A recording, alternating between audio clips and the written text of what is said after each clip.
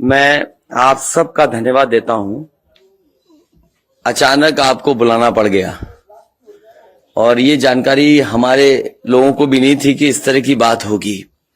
हालांकि ये सूचना मिल रही थी कि लखनऊ से जो मुख्यमंत्री उनके सबसे बड़े अधिकारी हैं और प्रमुख सचिव का जगह जगह फोन जा रहा है कि जहां भारतीय जनता पार्टी हारे वहां पर काउंटिंग स्लो करिए। मुख्यमंत्री के प्रमुख सचिव डीएम्स को फोन कर रहे हैं कि जहां बीजेपी हारे वहां पर काउंटिंग स्लो होनी चाहिए।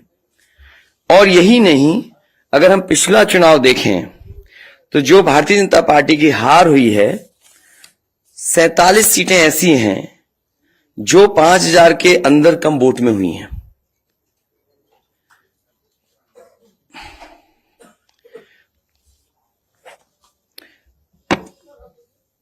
सैतालीस सीटें ऐसी हैं पिछले चुनाव की जहां पर 5000 वोट के कम फासले से भारतीय जनता पार्टी जीती है।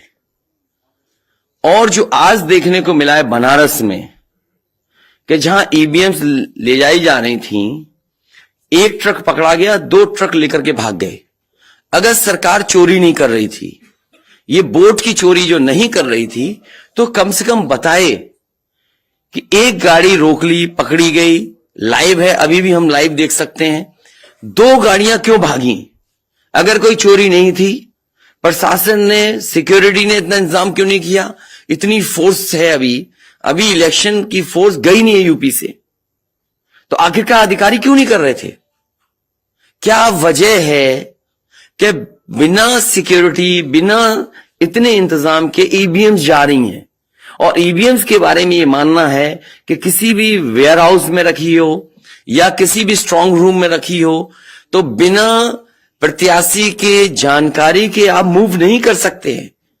अगर आपको ईवीएम्स को मूव करना है तो कम से कम जो प्रत्याशी चुनाव लड़ रहे हैं उनकी जानकारी में होना चाहिए।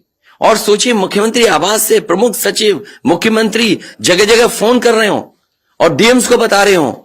ये घबरा गए उसी दिन जिस दिन अखबारों में कुछ जगह आया कि कहीं पार्क की सफाई हो रही है, कहीं घर की सफाई हो रही है। और आप में से वो लोग हैं जो जमीन पर घूमे, जो जमीन पर चुनाव चल रहा है, वो भारतीय जनता पार्टी के खिलाफ था, जनता के अंदर नाराजगी थी।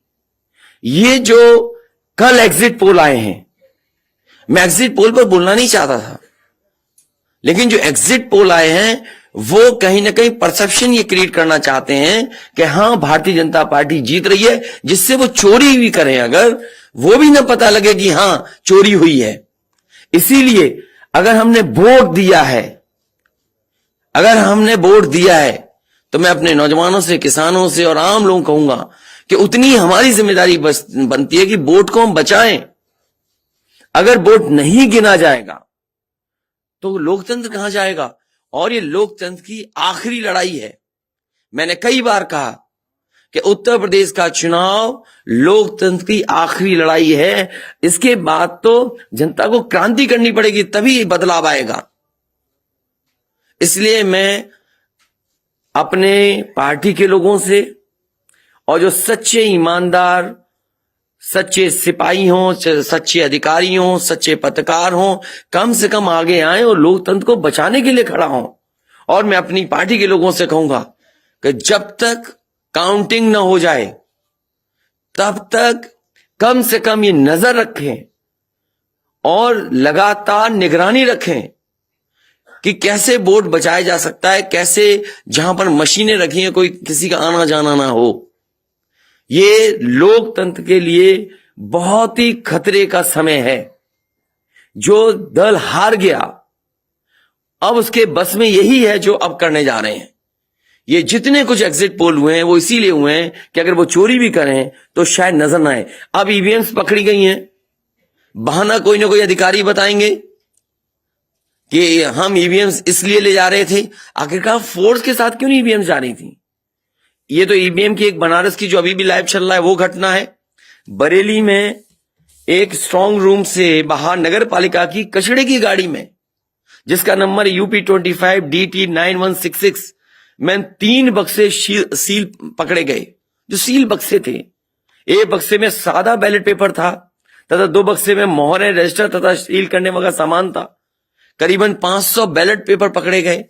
इसी तरह सोनभद्र का है कि सोनभद्र में भी बड़े पैमाने पे चीजें पकड़ी गई।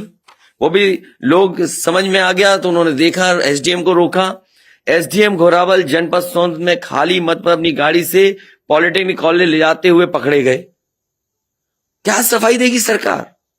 इसीलिए मैंने कहा प्रमुख सचिव मुख्यमंत्री आप जानकारी कर लें। अगर आपके DMs कोई जानकार हैं, उन्होंने खुद बताया है कि वहां से लखनऊ से फोन आ रहे हैं कि जहां पर भारतीय जनता पार्टी हार रही हो वहां पर काउंटिंग स्लो हो और रात तक काउंटिंग लेकर के जाइए।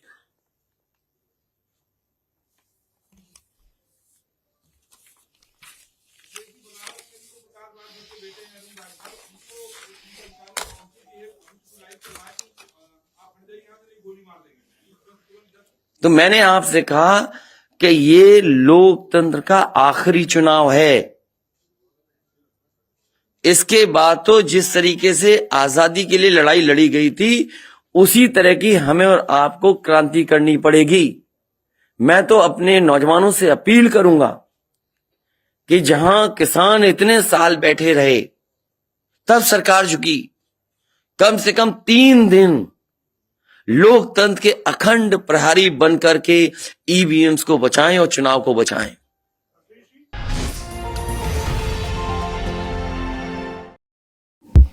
नफरतों का बाजार, सपनों का कारोबार जारी है।